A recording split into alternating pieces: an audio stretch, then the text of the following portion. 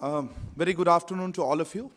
Thank you for joining us for this special media briefing on the ongoing G20 Foreign Ministers meeting that is being held in New Delhi. We have the privilege of having with us here External Affairs Minister, sir, Dr. S. Jaishankar, as well as Shri Vinay Quatra, Foreign Secretary, and Shri Abhay Thakur, Additional Secretary G20, and Sue Sherpa of the G20 process. I would request EM, sir, to give us a sense of the conversations that are taking place in the morning. As you know, this meeting commenced yesterday afternoon with a gala dinner, and discussions have been going on at the Rashtrapati Bhavan Cultural Center since the morning. Sir, may I hand over the floor to you for your opening remarks. Thank you. Good evening to all of you. The Indian Presidency today hosted the G20 Foreign Ministers meeting, and I was privileged to chair two very productive sessions which are covering various dimensions of international cooperation. The second session is in fact still going on. It's at its concluding period. Now, we saw participation from all the G20 countries and the 9 guest countries. There were 13 international organizations that were represented at the meeting. We had the presence of foreign ministers of 27 countries, apart from India, the chair. And 2 countries, the Republic of Korea and Japan, were represented at the Vice Minister, the Minister of State level, which I believe is actually the largest gathering of foreign ministers hosted by the G20 presidency. Now, in the morning, we were addressed by the Prime Minister virtually, and I think some of that is on public, actually that is on public record, right? And for those of you who may not have seen it, he gave us some pretty forthright advice and I would say strong guidance on what the foreign ministers should do at the meeting. If I were to sum up what the Prime Minister told us, there were 5, to my mind, important points. One, he noted that multilateralism is in a crisis today, and in terms of preventing future wars and fostering international cooperation, which were its 2 primary tasks, it had failed. The second point he had made was that it was important to give a voice to the global south because the world was seeing a lot of countries actually regressing on their sustainable development goals pathway. We were witnessing unsustainable debt. These were countries who were most affected by global warming, and therefore it was particularly important to hear them.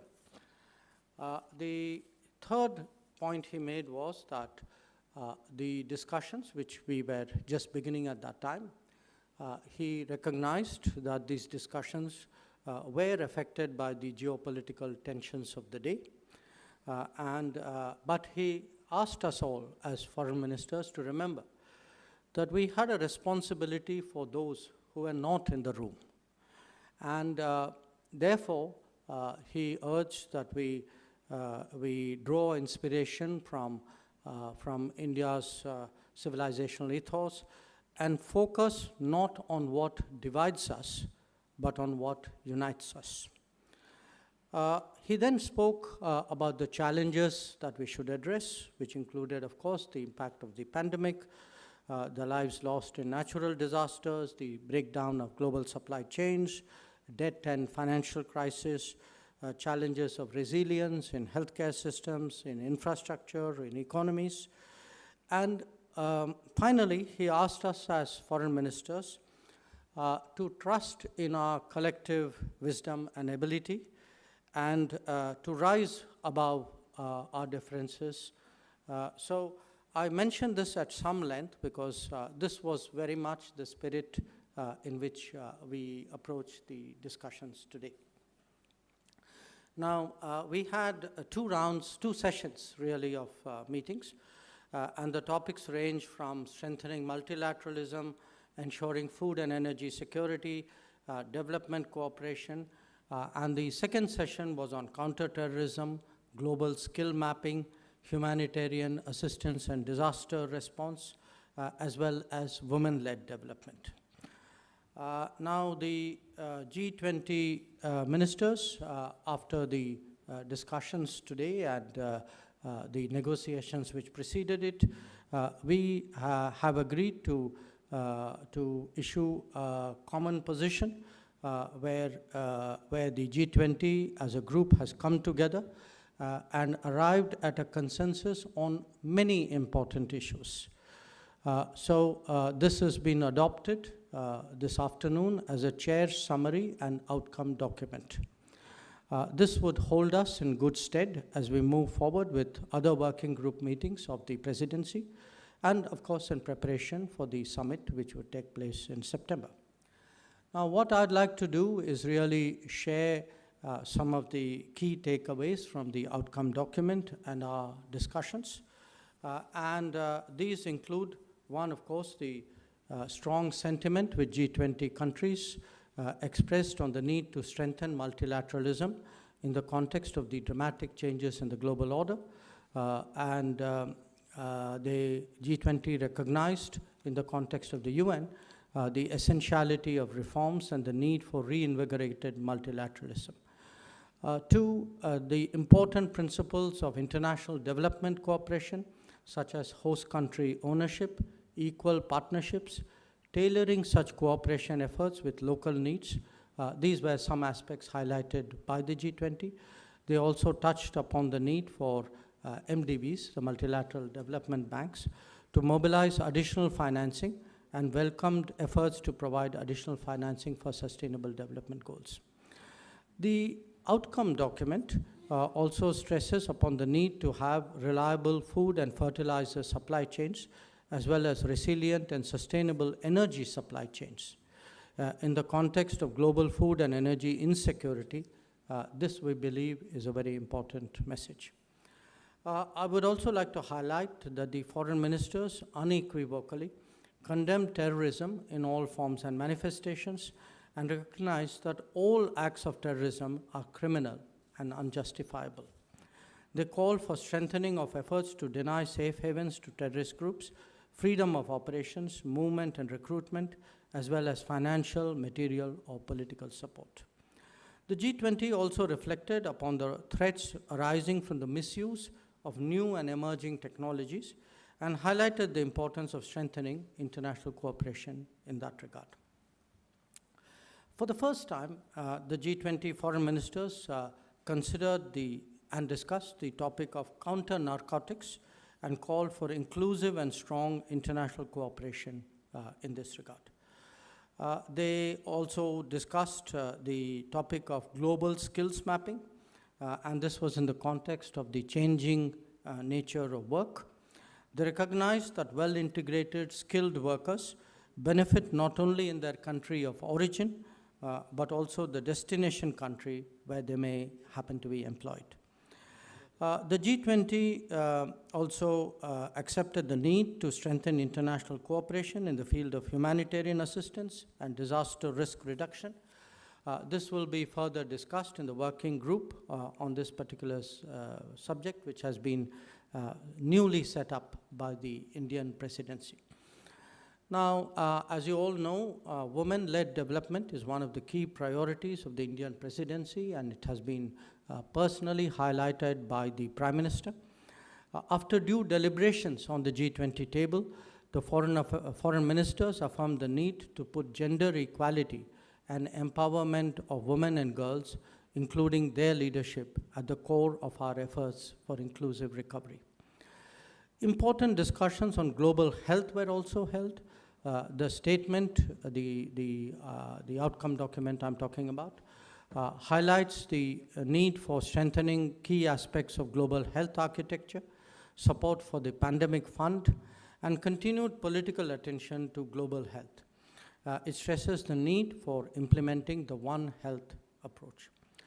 The foreign ministers addressed climate action in the context of common but differentiated responsibilities and urged developed countries to fulfill their commitments to deliver on the goal of jointly mobilizing $100 billion per year urgently and through to 2025 to tackle climate change. Now, despite the challenges of the divergent positions on the conflict in Ukraine, the G20 foreign ministers were able to come to a consensus on addressing these key challenges that I have just mentioned. As the Prime Minister urged, we did indeed focus more on what unites us than what divides us.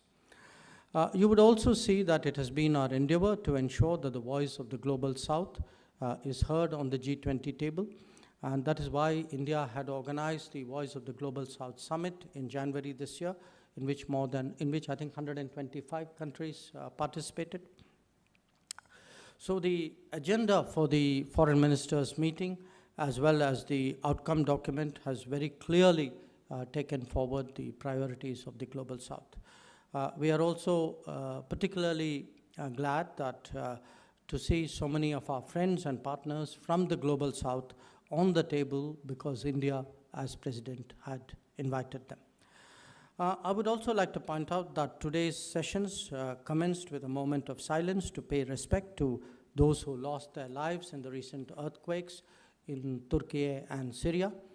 Ahead of our deliberations in today's first session, as I told you, the Prime Minister gave his virtual address to the foreign ministers.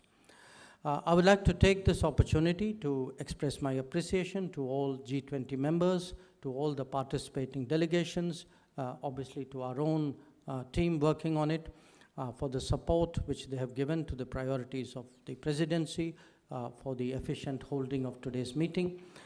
We believe that the outcome document is truly a reflection of G20's commitment to face global challenges squarely and collectively. The G20 foreign ministers, along with the ministers from the guest countries and heads of delegations from international organizations, will be calling upon the Prime Minister very shortly, in fact, immediately after this press conference. So this really, in summary, is a sense of what was discussed today, what was negotiated amongst the G20 members, and the chair's summary and outcome document will, of course, be released in due course. So I think, Arindam, that should pave the way for questions. Thank you. Thank you very much, sir, for a detailed and comprehensive perspective, sir. Some ground rules before I open the floor for questions. Please introduce yourself and the organization that you represent.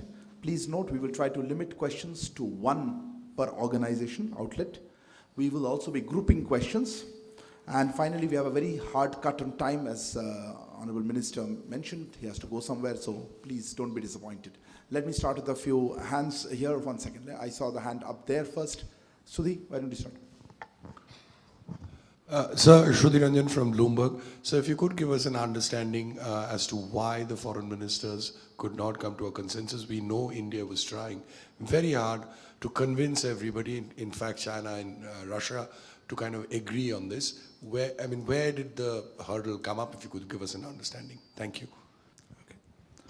Okay. Ma'am, here on the right. Thank you. Barbara Platt-Usher from the BBC. The Russians issued a statement after a meeting between China and Russia on the sidelines of the event, in which they criticized the West for employing blackmail and threats and interfering in the internal affairs of other countries. And I was wondering whether that had any impact on your efforts to come to a joint communique, or I know you've highlighted that you were able to deal with the issues you wanted to find consensus on, but to what degree did that affect the discussions? And to just clarify that a chair summary is not a joint communique, and whether you felt that you fell short of your expectations in terms of what you might have been able to achieve. Thank you. Thank you. Right here. Yeah. Sir, Rishikesh from PTI. My question is the Russia-Ukraine conflict potentially derailing aspirations of global South under India's presidency, sir? And especially India's concerns about Indo-Pacific region, Chinese aggression Sorry, in the could Indo-Pacific you region. clarify your question? Sorry. My question is, You is got the it. You got it. Russia... Okay, fair enough. Siddhant, go ahead. So Siddhant from Vion, sir, do you think that Siddhant from Vion, my question is, do you think the Russia-Ukraine conflict is potentially paralyzing the grouping because of the divide between Russia and the West? And my second question, what was your meeting with the Chinese foreign minister? The first question has already been asked. I'll take that as second one. So, to you. Okay. In a sense, the first three questions cover a very similar area, so I'm really clubbing it together. I'll ignore your first question because you're allowed only one, so I'll take the China question.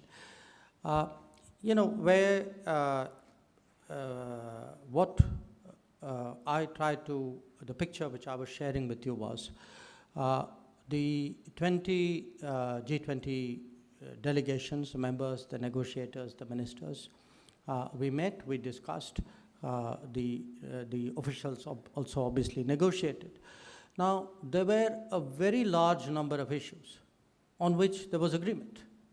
And in fact, if you look at, the detailed picture that I have presented to you, there was agreement on various aspects of strengthening multilateralism, on promoting food and energy security, on climate change, climate action, ensuring biodiversity, on gender issues, on global health, on counter-terrorism, on new emerging technologies, counter-narcotics, how do we go about with development cooperation. So there are, I would say, I don't want to put a percentage on it because that's not a fair way of depicting, a collection of issues. But do appreciate that on the bulk of the issues which concern especially the global South, the developing countries, there was a considerable meeting of minds, and a considerable meeting of minds which has been captured by the outcome document. Now, the question, why was, did we fall short of expectations? Why is it called what it is? If we had had a perfect meeting of minds on all issues and captured it fully, then obviously it would have been a collective statement. But there were issues, and I think the issues, I would say, very frankly, concerned the Ukraine conflict, on which there were divergences. So on the bulk of the issues, we were able to get an outcome document. There was a chair summary because there were differences on the Ukraine issue which we could not reconcile between various parties who held differing positions. Now, is the conflict impacting the global South? Of course it is. I mean, it's not something new. In fact, India has been saying this very strongly for pretty much close to a year, that this is affecting.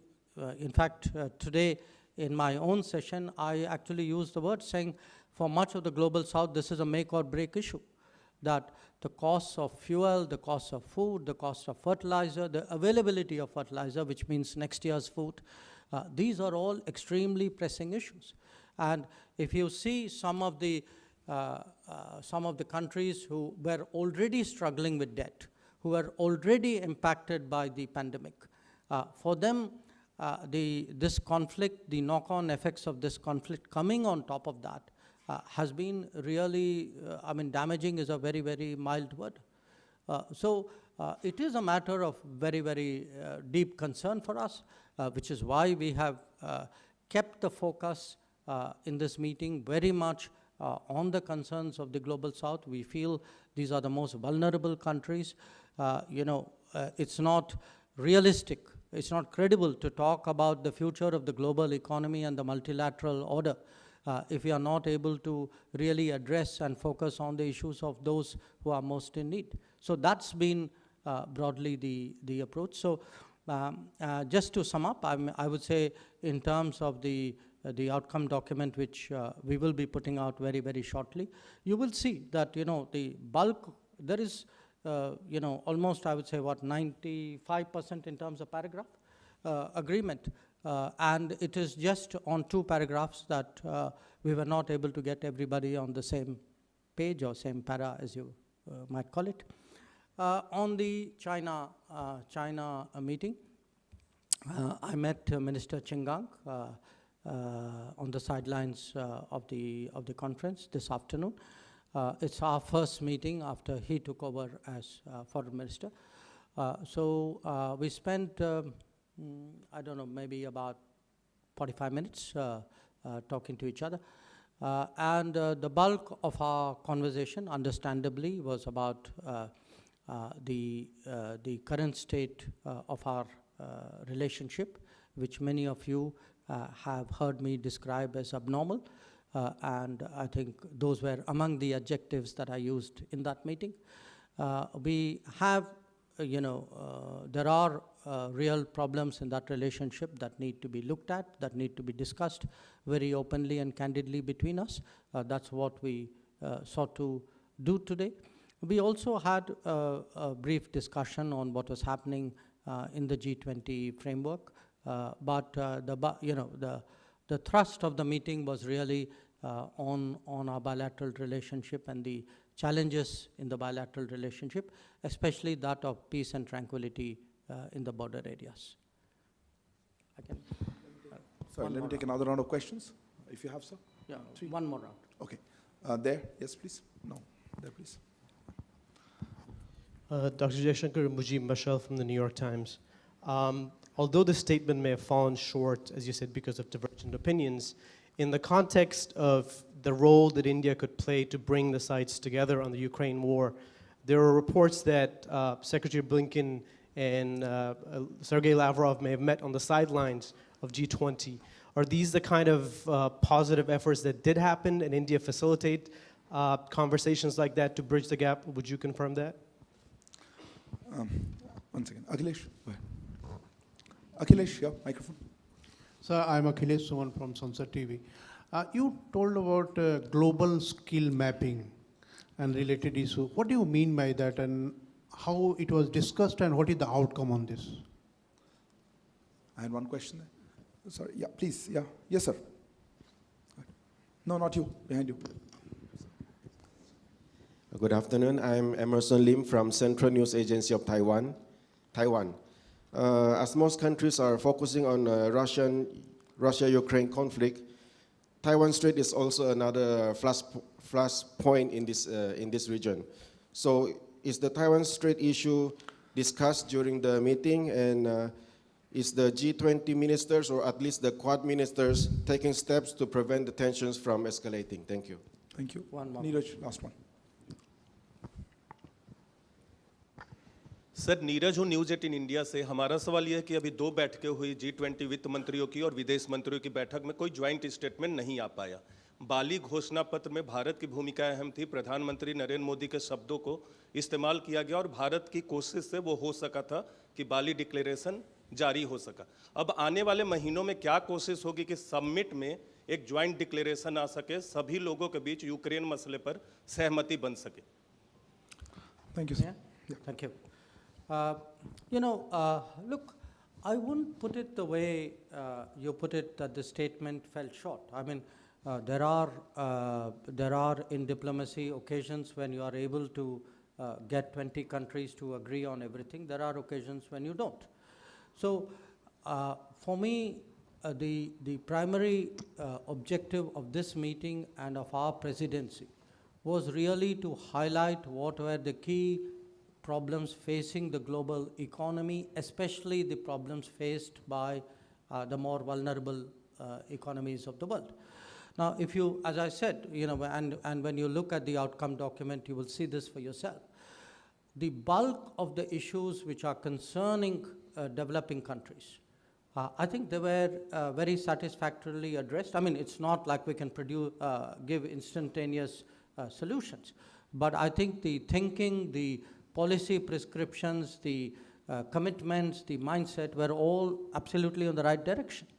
So yes, on one particular issue, because of very polarized views of some countries, we were not able to bridge it on this particular occasion. Whereas, as our colleague pointed out from there, we were able to do that with, a number of us were able to do that collectively in Bali. But obviously, the Bali situation today, for whatever reason, some countries feel cannot be extrapolated. So I would urge you really to look on the fact that substantively on the key development issues of debt, issues of finance, issues of food, issues of fuel, issues of health, issues of climate. In fact, this meeting was able to get everybody around the table.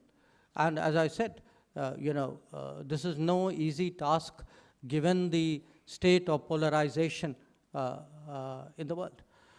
On your question about global skills mapping, essentially today there is a growing demand in the developed world for skills and talents. There is a growing availability, but they are not necessarily in the developed world. Much of that availability is in the developing world. So how do you match the demand and supply for the benefit of the global economy? That is the really crucial issue. For a country like India, which has significant human resources, and which fortunately now has a government which pays attention to the development of those human resources, which actually focuses on skills and talent and innovation and education. This is an opportunity for us. So especially in the last 9 years, we have also been looking at what are called mobility and migration partnership, which allow for legal mobility, which ensure that talent and skills which go out get the same treatment in those particular geographies as their own citizens, and which ensure that all of this is legal and free of any sort of illegal activities. Now, it's not just India. I'm citing India because we are among the countries where, very active in this. But there are other countries as well. So this is widely recognized. In fact, in today's intervention, I'm not, I think the etiquette is that you don't specifically say what, individual ministers said. But I can tell you that some of the relevant international organizations and some of the other ministers there spoke at some length about the importance of how do you ensure, smooth mobility, how do you ensure protected mobility, legal mobility, because this is today one of the big issues before the international economy. On the Taiwan Straits issue, I think the answer is very simple. No, the matter was not discussed today. जो आपका जो सवाल है कि बाली में हम लोग जो हैं उस समय माने हमारे कारण ही नहीं, हम सब मिलके, हमारा योगदान तो था ज़रूर उसमें कि हम लोग उस समय वहाँ सहमति बना पाए. अब क्या हुआ है कि बाली के बाद अभी जो है दुनिया में काफ़ी कुछ घटनाएं हुई हैं. अब जो G20 के सदस्य जो हैं, जो इस मुद्दे के साथ जो जुड़े हुए हैं, उनके इस मामले में अलग अलग विचार हैं. और हम जो हैं इस बार उनके विचार माने उनके बीच में इतना गैप था कि हम लोगों ने प्रयास तो की, पर प्रयास के बावजूद हम जो हैं इस समय सहमति बना नहीं पाए. तो आप देखेंगे कि जैसे हमने बेंगलोर में किया था, वैसे ही जो बाली में जो तय हुआ है उसी को हमने दोहराया है. और हमारी जो सोच है कि G20 के ज़्यादा सदस्य जो हैं वो अभी भी बाली के जो आउटकम जो था उसके साथ वो जुड़े हुए हैं. So essentially he asked me saying, he asked me saying that why were you not able to carry forward what happened in Bali, and I explained that, given the state of polarization, given presumably developments which have happened since then, we found that positions were very far apart, and we tried very hard. We were not the only country who tried. The G20 works very, very collectively, but we were not able to bridge the gap. But, I want to conclude by highlighting one very important point. In the past, for quite a few years now, G20 foreign ministers have met. This is the first time that the G20 foreign ministers have produced an outcome document. The outcome document, I think, reflects consensus and cooperation and collaboration on a very vast number of issues that are particularly important today for the international community, for the global south. So very frankly, I think it's a good day's work that we have done, and I'm very happy to share it with you. Thank you. Thank you very much, sir. Thank you also, Foreign Secretary, sir, and Su Sherpa Abhay. Thank you all for joining us today. Good evening.